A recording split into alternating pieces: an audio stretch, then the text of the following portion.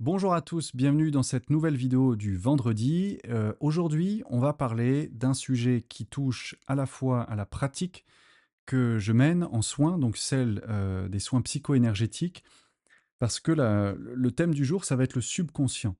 J'aimerais vous exposer ici quelque chose qui est connu, qui est déjà bien référencé par les travaux sur en neurosciences, en neurophysiologie et aussi dans le domaine de l'épigénétique. Ce ne sera pas une vidéo technique, je vous rassure tout de suite, hein, je vais quand même ouvrir ça de manière plus globale. Le point de départ, c'est de comprendre que effectivement 95%, c'est une moyenne, mais ça donne un ordre d'idée, 95% de ce que vous êtes n'est pas vous en réalité. C'est un peu le constat qu'ont fait ces recherches justement l'épigénétique, sur l'expression des gènes et aussi en sciences cognitives. C'est que la majorité de nos pensées, de nos actions, bien sûr, de nos réactions, sont en fait pilotées par notre subconscient. C'est-à-dire comme son nom l'indique, sub, en dessous, cette strate de notre esprit qui se manifeste dans nos réactions spontanées, dans nos réactions émotionnelles, c'est-à-dire dans tous nos comportements programmés. C'est cette partie donc où l'esprit agit automatiquement, souvent, c'est la définition du subconscient, souvent sans que nous en ayons conscience.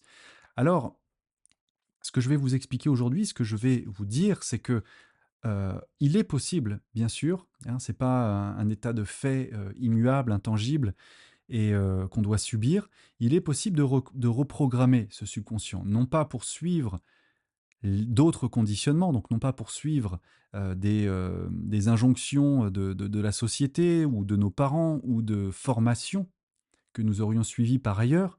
Ce serait une aberration, quitter des conditionnements pour en adopter d'autres, mais bien pour reconnecter avec notre vraie nature, avec ce que j'appelle volontiers notre chemin et projet d'incarnation, projet de l'âme.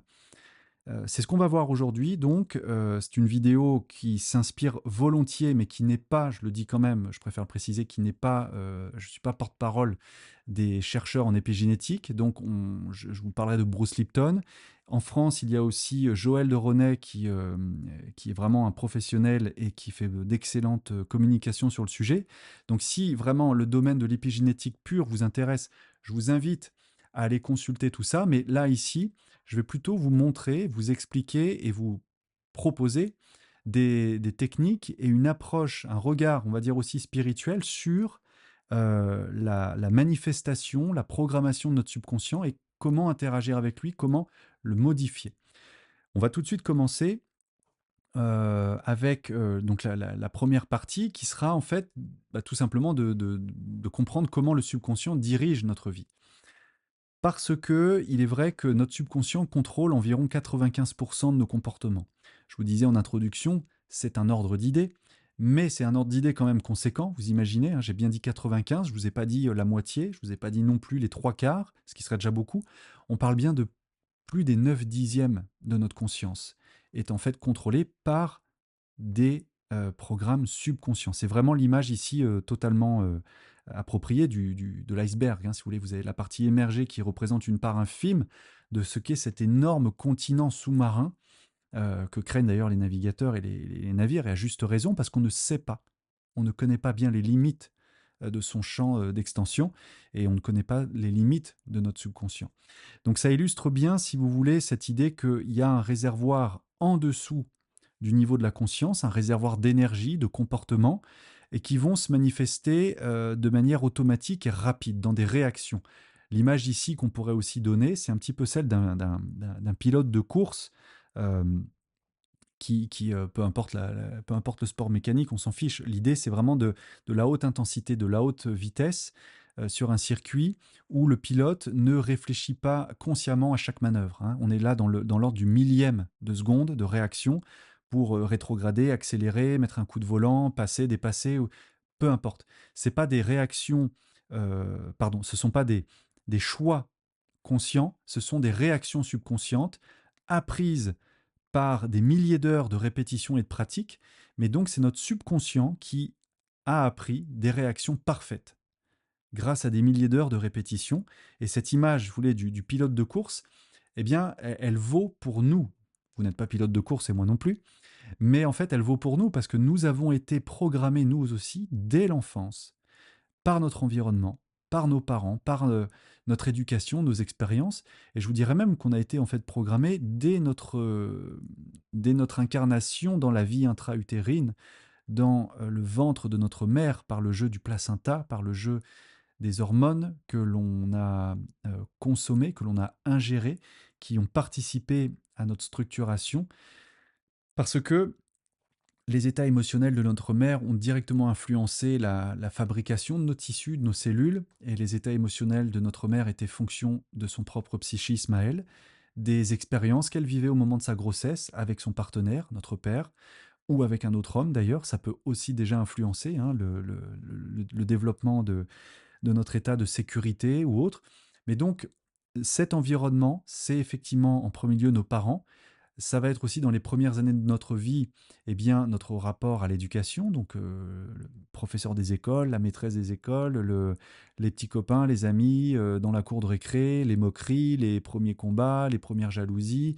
Mais toutes nos expériences de 0 à 7 ans sont en fait des programmes qui définissent ce que nous croyons être et ce que nous croyons être possible dans la vie. Toute cette petite phrase aussi qu'on a reçue par, eh bien, peut-être par le propre psychisme de nos parents qui nous ont inculqué que, dans la vie, pour réussir, il fallait être le meilleur, il fallait être le premier, il fallait passer devant les autres, il fallait jouer des coudes, que la vie était un combat. Ou au contraire, peut-être si on nous a dit que dans la vie, il fallait toujours être gentil, serviable, s'oublier soi-même, être au service des autres, être dans l'oubli de soi, enfin je ne sais pas, peu importe. Mais ces ensembles de petites phrases et de conditionnements définissent ce que nous croyons être et ce que nous croyons être possible dans la vie. Euh, le problème, si c'en est un, et c'en est un très souvent, c'est que la pensée consciente est lente, alors que le subconscient, lui, est rapide et puissant. Vous l'avez vu avec l'exemple du coureur, comment dire, automobiliste ou à moto, ou peu importe. C'est que la réaction se fait quasiment dans l'ordre de la seconde, du centième de seconde, la milliseconde. Donc si le subconscient est beaucoup plus rapide et beaucoup plus puissant, ça veut dire qu'une fois que l'on a été programmé, notre subconscient va devenir notre allié ou notre pire ennemi. Et selon ce que l'on a reçu comme éducation, comme croyance, comme programmation, on va être toute notre vie, en tout cas jusqu'à ce que l'on prenne conscience de cela, mais on va être en tout cas une bonne partie de notre vie avec cet allié ou avec ce saboteur en nous. Et donc maintenant, je vais vous parler, pour illustrer ça un petit peu plus, même si j'ai bien dit que je n'allais pas faire une vidéo détaillée de l'épigénétique, je ne vais pas rentrer dans des considérations chimiques qui me dépassent, hein, j'ai fait mes recherches, mais je ne suis pas spécialiste dans ce domaine. On va parler maintenant de la biologie qui est contrôlée effectivement par l'esprit.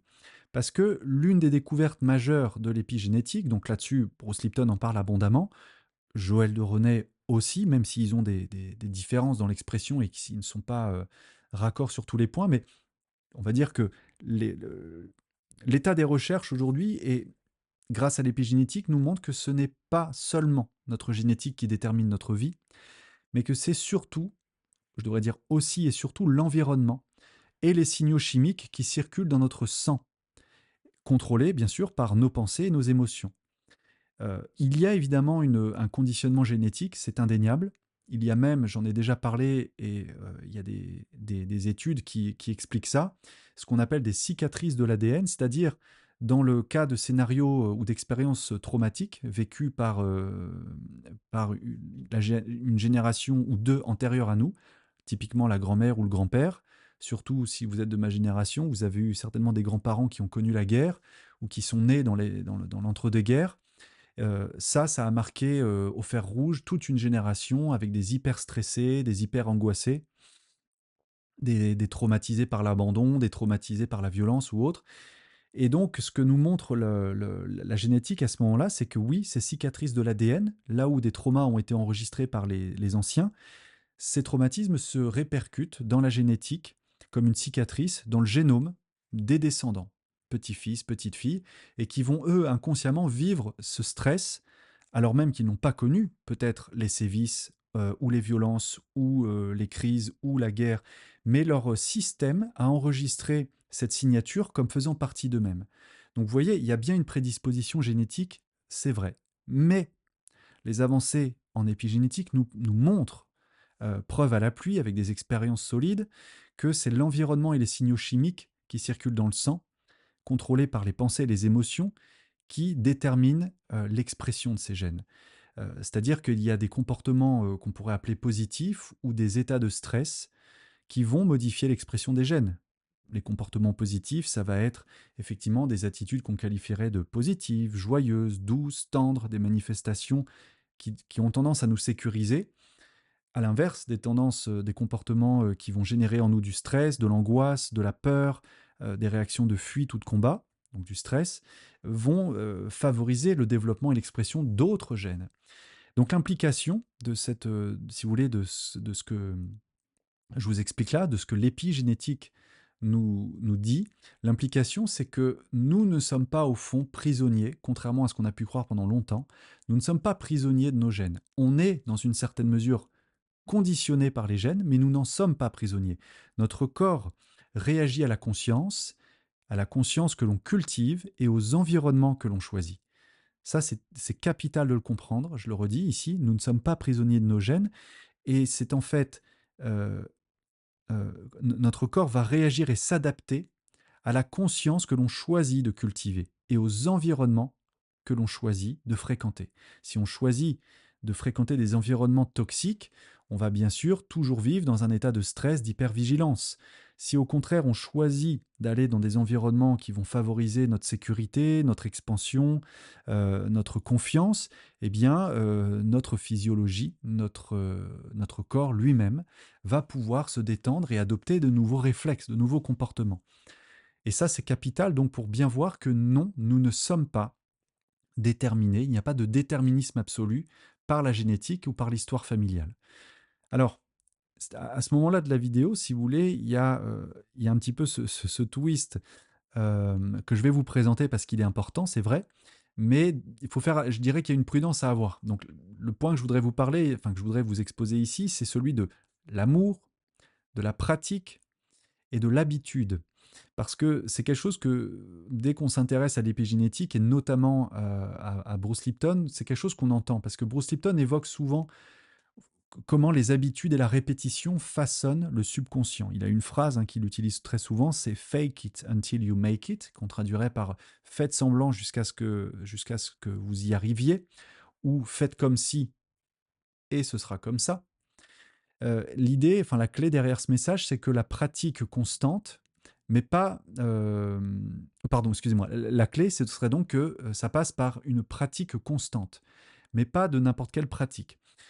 Alors, j'explique ici en reprenant, non pas à mon compte, mais en vous exposant ce que vous allez retrouver si vous écoutez quelqu'un comme Bruce Lipton. Lui, c'est peut-être qu'il aime le golf ou la voiture, j'en sais rien, mais il va par exemple prendre cet exemple de la conduite et du golf et dire que si vous pensez à votre posture ou aux gestes que vous allez devoir faire, vous allez bloquer votre corps.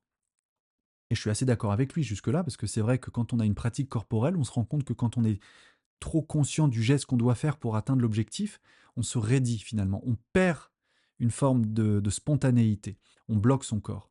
Alors que si on se concentre sur le résultat, donc là en l'occurrence la trajectoire de la balle ou la sécurité de la conduite, eh bien c'est notre subconscient qui va agir parfaitement.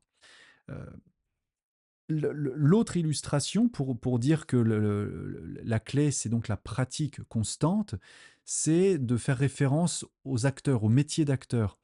Avec ce que, à une époque, on en parle moins aujourd'hui parce que les techniques ont changé euh, et puis que peut-être aussi la discipline a évolué.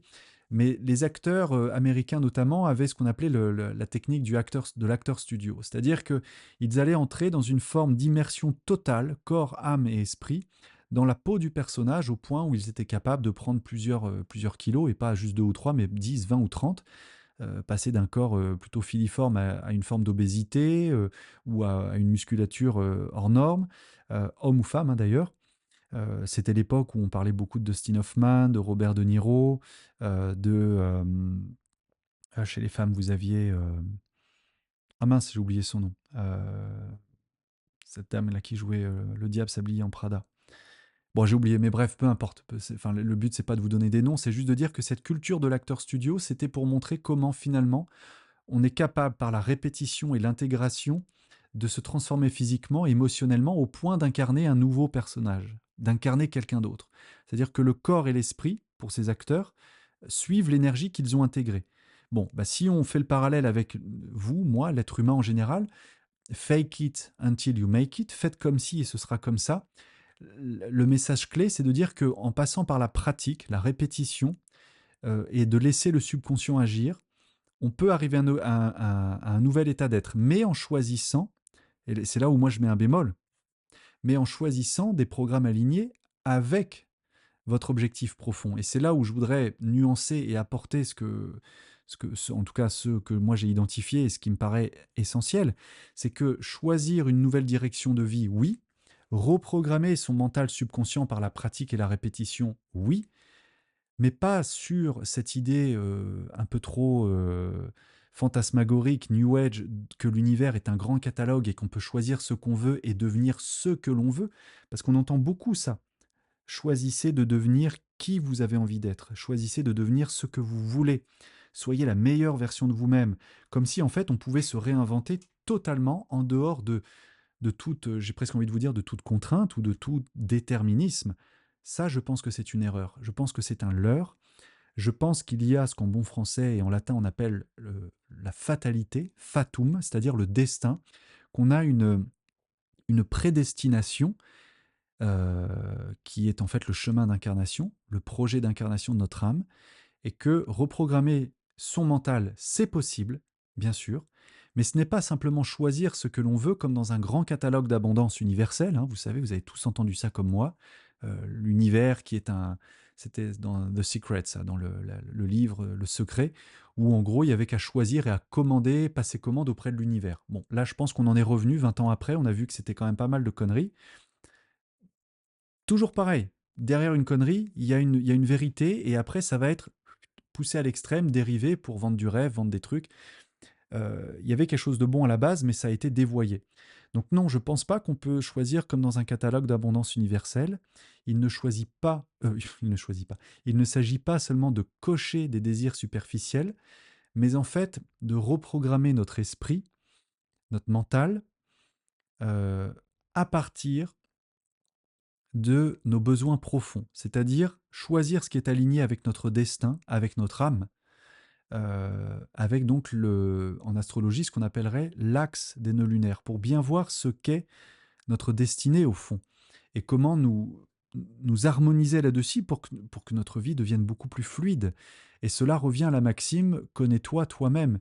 Effectivement, il faut passer par cette étape capitale, indispensable de l'individuation, de la réalisation de soi, qu'est la traversée de notre ombre, ce qu'on appelle en ésotérisme la nuit noire de l'âme, ce moment où on perd tous nos repères, toutes nos croyances, toutes nos habitudes, parce qu'elles ne font plus sens et qu'on se rend compte qu'elles ne soutiennent pas notre évolution. Ben, vous voyez, si on raccroche ça au sujet du jour avec le subconscient, c'est la même chose. Dans notre subconscient sont stockées des attitudes, des comportements, des croyances qui ont gouverné notre vie jusqu'à un certain point. Très souvent, ça peut s'expliquer aussi par le jeu des cycles de certaines planètes, mais très souvent, je vais dire que en gros, jusque 28 ans, on est dans une période d'inconscience quasi totale. Ça ne veut pas dire qu'on ne se rend pas compte qu'il y a des choses qui fonctionnent moins bien que d'autres, ça veut dire qu'on est dans notre lancée, on est sur une forme de lancée par rapport à ce qu'on a fui ou par rapport à ce qu'on a voulu bâtir pour répondre à des attentes. Et puis de 28 à 35, il va y avoir une seconde phase, une nouvelle phase de vie où les premiers fissures apparaissent dans l'édifice de certitude qu'on avait sur nous-mêmes, sur notre rapport à la carrière, sur voilà, j'ai fait telles études, j'ai bâti un couple, je me suis installé parce que je croyais que c'était ça la vie, et puis je me rends compte que ça ne marche pas ou que je ne suis pas heureux, ou que ce n'est pas finalement ce à quoi j'aspire vraiment. Et là, on voit comme ça au cours de la trentaine et jusqu'à la quarantaine une phase de refondation, de refonte, pardon, de refonte de nos priorités, de nos besoins. C'est pour ça que oui, on va traverser des moments difficiles, ces fameuses nuits noires de l'âme, ces fameuses parts d'obscurité que l'on ne voulait pas voir, et c'est là où on s'aperçoit que on croyait C'est une phrase qui revient tout le temps, ça je le vois beaucoup dans les accompagnements. Je croyais avoir fait le tour de la question, je croyais avoir réglé ces histoires avec mon passé, je croyais avoir abandonné mon passé douloureux. Et en fait, on se rend compte qu'on s'est simplement suradapté, qu'on s'est arrangé avec notre conscience. Il n'y a pas de jugement quand je dis que vous vous êtes arrangé avec la conscience. Je veux dire qu'on a trouvé des moyens de compenser ce qui nous faisait mal, ce qu'on cherchait à oublier, à fuir, là où on voulait aussi avoir une revanche sur la vie. Donc on a surdéveloppé des capacités, et puis à un moment, on en a marre d'être fort, ou on en a marre justement de se sentir faible. Et c'est là où être conscient de ses besoins profonds et suivre une voie qui vous convient vraiment, ça devient la clé et le nouvel enjeu. Euh, Pas évidemment suivre la voie que votre subconscient a enregistrée par vos parents, les fameux parents qui vivent par procuration avec leurs enfants, qui projettent sur leurs enfants tout ce qu'ils n'ont pas pu faire, tout ce qu'ils n'ont pas pu être ou qu'ils auraient aimé être. Et donc, c'est comme ça qu'on voit des situations où les enfants sont poussés dans une direction pour choisir un métier, pour mener une vie, pour aller s'installer dans un pays. Enfin bref, finalement, ça se fait beaucoup à travers les désirs frustrés des parents. Et donc le subconscient de l'enfant a enregistré ces désirs-là et il pense que ce sont les siens. Et l'adulte qu'il devient, cet enfant, continue de fonctionner sur ces désirs qu'il a cru être les siens, mais qui étaient en fait ceux des parents ou d'une autre figure tutélaire. Donc, non pas la voix du subconscient, non pas la voix des parents, non pas la voix de notre éducation, non pas la voix non plus de nos formations, qui finissent par être des déformations de notre nature intrinsèque. Et j'ai envie de vous dire, c'est là que se trouve en fait, j'avais fait des vidéos sur la matrice, vous vous souvenez, mais c'est là que se trouve la première des matrices, la matrice originelle.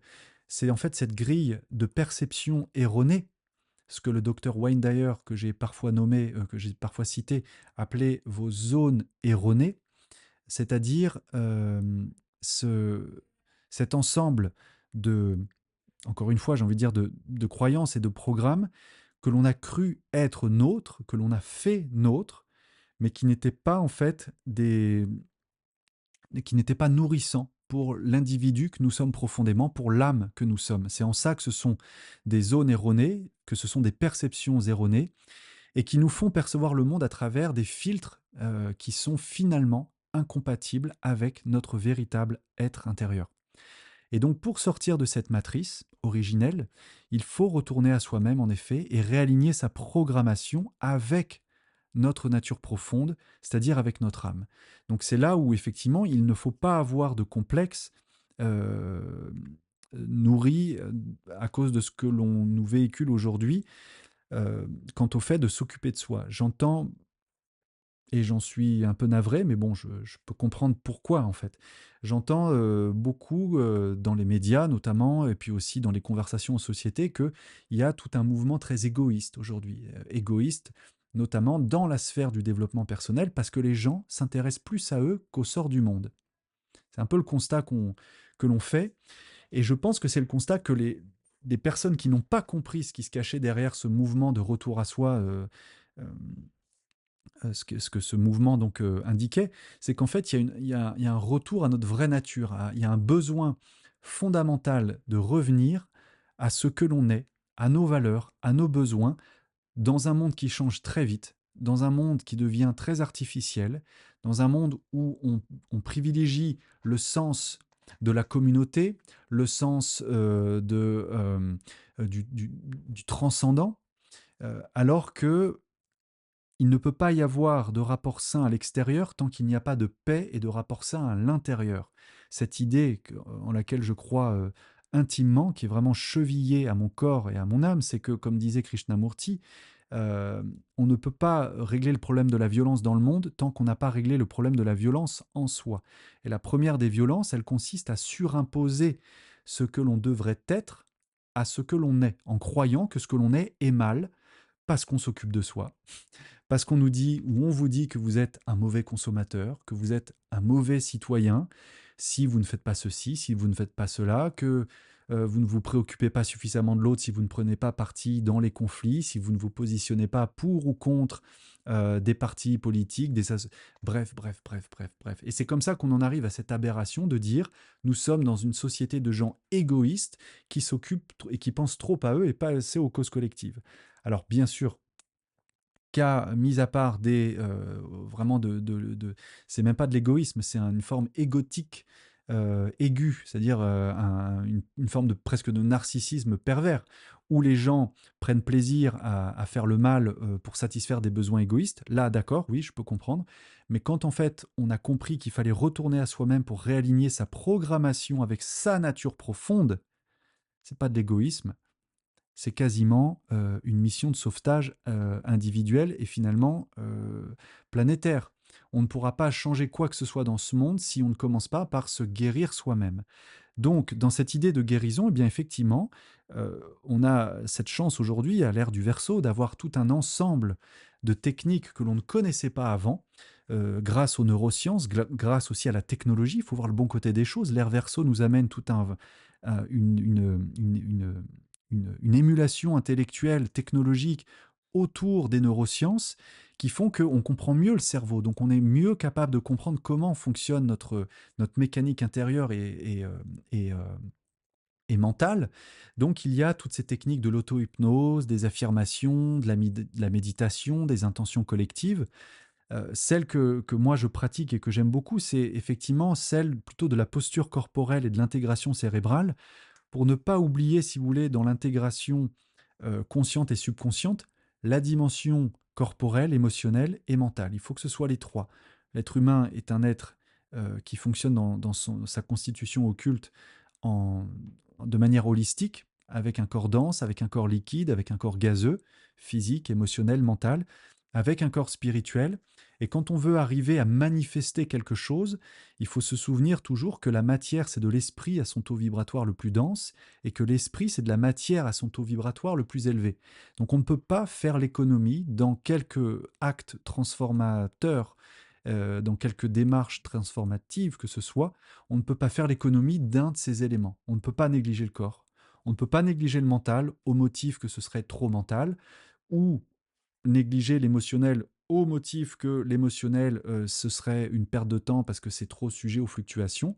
L'émotion, ce sont des énergies en mouvement, émotion.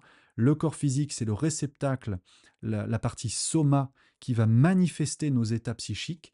Et notre mental, c'est effectivement la manière qu'on a d'utiliser, de mobiliser l'énergie dans la sphère mentale pour intégrer des informations et pour déployer une action aussi dans le monde. Donc, vous voyez, il y a plein de techniques. Il y a le MDR, le EFT, la PNL, la sophrologie, la psychologie traditionnelle, bien sûr, la respiration. Il y a aujourd'hui plein de choses qui passent par le corps, comme les bains froids, le massage sensitif. Il y a vraiment une quantité phénoménale et de beaux outils. Le tout, c'est de trouver celui qui vous convient, peut-être de combiner certaines techniques avec l'intention alignée, d'être aligné, pardon, avec votre âme. J'insiste sur ce point, d'être aligné avec votre âme et non pas de vous aligner sur un concept que vous avez reçu dans une formation ou à une croyance qui aurait cours en ce moment dans le monde spirituel ou New Age, ou de vous aligner à une vision proposée par un modèle de réussite véhiculé par les médias, les réseaux sociaux ou toute autre chose. Sinon, ce serait remplacer un conditionnement par un autre et vous n'allez pas sortir de cette boucle infernale. Donc, si vous voulez obtenir une transformation profondément durable et authentique, connaissez-vous vous-même, donc allez déjà à la rencontre de votre, ce qu'on appellerait en human design, de votre, enfin de votre human design, c'est-à-dire de votre architecture intérieure. L'astrologie peut aider aussi. Euh, il y a aussi des techniques, moi je ne l'ai pas faites, mais j'ai d'excellents retours sur, par exemple, les pratiques collectives comme comment ça s'appelle, les constellations familiales. Voilà, il y a un enjeu aussi, si vous voulez, dans la méditation et les intentions collectives, d'utiliser l'énergie du groupe pour amplifier la transformation personnelle. Donc ça peut être aussi effectivement dans le cadre d'ateliers ou de séminaires collectifs, pas des grands groupes, pas nécessairement des grands groupes, mais il peut y avoir une sorte d'alchimie, de conscience collective qui émerge à ce moment-là et qui est tout à fait en écho, qui vient faire miroir et écho à ce que vous portez en vous. Hein, la vertu du groupe, à ce niveau-là, elle est fondamentale. C'est comme un catalyseur, si vous voulez, de transformation intérieure. Et puis pour finir, bah, ce sera presque la conclusion, mais je voulais vous dire que cette idée effectivement de se transformer, de revenir à soi et pour analyser nos états émotionnels et comprendre et transformer notre subconscient, Eh bien, à tous ceux qui pourraient craindre d'être trop égoïstes ou qui pourraient se lamenter de l'état du monde, comprenez que le chaos dans ce monde est en fait à l'image du chaos intérieur. C'est-à-dire que notre conscience influence la planète. Chercher à transformer la planète, ce serait finalement chercher à transformer les effets, pas les causes. Les effets sont d'abord à chercher en vous, en moi, en toi qui m'écoutes, en nous, mais c'est pas à l'extérieur. Si vous voulez prendre soin de soi, comme on prend soin de son alimentation, comme on prend soin de son corps, comme on prend soin de sélectionner, de trier les informations que l'on laisse entrer en nous, les énergies, la vibration, c'est en fait prendre soin de la Terre, car, comme le disait Krishnamurti, pardon, excusez-moi, comme le disait Krishnamurti, vous êtes l'humanité. Je suis l'humanité. Tu es l'humanité. L'humanité, c'est pas quelque chose d'abstrait, c'est pas la multitude, le nombre d'êtres humains, c'est avant tout le fait de prendre conscience que comme la goutte d'eau est à l'image de l'océan, hein, cette vision un peu holographique, vous êtes finalement le digne représentant de l'état de l'humanité, par l'état de vos pensées, par l'état de votre santé, par l'état de vos émotions. Donc prendre soin de soi, c'est en fait par extension prendre soin de la Terre. C'est aussi pour ça que j'avais fait toutes ces vidéos où je vous disais: «Est-ce que vraiment vous pensez que la Terre a besoin d'être sauvée? Est-ce que ce ne serait pas d'abord un travail personnel pour changer votre rapport au monde, pour changer votre zone de conflit intérieur, votre état de siège intérieur, vos famines intérieures, vos disputes intérieures, vos conflits, vos guerres?» Enfin bref, vous comprenez ce que je veux dire? C'est d'abord en vous, dans votre psychisme, dans vos émotions, dans vos réactions. Pourquoi est-ce que vous vous sentez frustré? Pourquoi est-ce que vous éprouvez peut-être de la haine, du rejet, pour, des partis politiques, pour des personnes qui ne pensent pas comme vous, pour en réalité, la guerre, elle commence là. Elle est déjà en vous et on pourrait dire qu'elle est en nous aussi parce qu'on est entretenu dans cet état de dissociation et de division. Notre subconscient est aussi visé, sachez-le, hein, comprenez-le. Notre subconscient est visé par ce qu'on appelle des entreprises euh, d'ingénierie sociale, de manipulation de foule, d'orientation des masses par des messages subliminaux martelés à longueur de journée. Faut pas croire que c'est innocent tout ça. Il y a donc effectivement une guerre, une lutte pour la capitalisation de votre subconscient, pour la possession de votre subconscient, de sorte que vous agissiez conformément à des attentes, à des agendas souhaités. Donc reprendre la maîtrise de son subconscient, se reprogrammer soi-même, c'est aussi retrouver sa souveraineté, son autonomie et donc son indépendance. Voilà. Alors, en conclusion, bah, écoutez, ce qu'on peut rappeler peut-être rapidement, je pense que la vidéo se suffit à elle-même, mais c'est que en prenant conscience de vos programmes subconscients, en reprogrammant votre esprit pour qu'il soit aligné avec votre âme, eh bien finalement, vous devenez le créateur de votre réalité, mais de votre réalité 100% juste et alignée avec votre destin. Pas d'une réalité catalogue qu'on se choisit en se disant: «Tiens, j'ai envie d'être riche, abondant, connu, une célébrité sur les réseaux, un acteur ou d'être» je sais pas, bon, je sais que je vous donne des caricatures, mais c'est quand même pas loin d'être le cas pour encore beaucoup de personnes aujourd'hui parce que on adhère à ces success stories qu'on nous présente, mais ce n'est pas notre réalité. Peut-être que notre réalité est tout autre.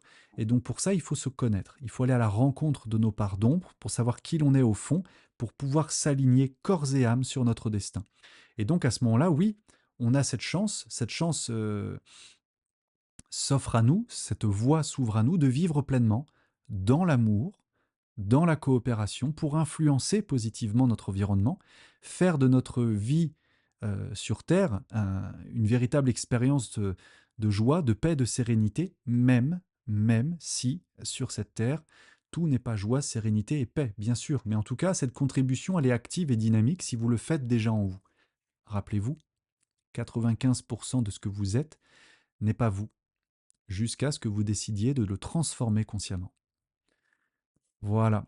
En conclusion, eh bien, enfin pas en conclusion, mais en mot de fin, je vous dirais que si vous souhaitez travailler, voilà, dans cette optique que je vous ai présentée aujourd'hui, eh bien c'est des accompagnements que je propose en soins psycho-énergétiques, en études astrologiques aussi. Donc rien ne vous y oblige, mais je le propose. Donc vous avez la possibilité de prendre rendez-vous. Pour ça, il y a tous les liens qui apparaissent ici, maisonadamkara.fr. Le mail, c'est yodam22@proton.me. Et il y aura d'autres vidéos, bien sûr, pour présenter un petit peu mieux peut-être les activités que l'on propose, comme et moi. D'autres vidéos aussi à venir sur les thématiques du couple qu'on a démarré là, il y a 2 semaines avec Com. Et d'autres vidéos aussi sur l'astrologie. Je vais démarrer une nouvelle série là bientôt pour vous présenter chacun des signes dans leur phase et dans leur vision ésotérique. Donc une vision astrologique peut-être un petit peu moins conventionnelle que celle que l'on a d'habitude des signes et des maisons, pour vous donner un petit peu plus de billes pour interpréter vos propres thèmes si cela vous intéresse. Donc voilà, il y a plein de choses encore à venir. Il va y avoir, je sais qu'on l'annonce, mais voilà, l'agenda est chargé, mais il y aura aussi des sessions live que nous ferons, je pense, en couple. Et puis, on a toujours cette idée, bien sûr, mais là, c'est pas le moment, fin d'année, on est trop chargé, mais il y aura des moments où on va créer des rencontres, peut-être des stages, des séminaires, je sais pas, mais d'avoir cette possibilité de travailler en groupe, en effet. Voilà, donc il y a tout ça dans les tuyaux pour 2026. Donc si ça vous intéresse, je vous invite à vous abonner à la chaîne, j'aime pas dire à la chaîne, mais au canal Yodam pour garder les infos. Sinon, vous retrouvez ça sur mon Facebook, sur Insta, et sinon sur le site maisonamkara.fr. Voilà, je vous remercie vraiment pour votre écoute, pour vos messages, pour votre participation aussi dans les commentaires. Et puis je vous dis à bientôt dans tous les cas. Ciao!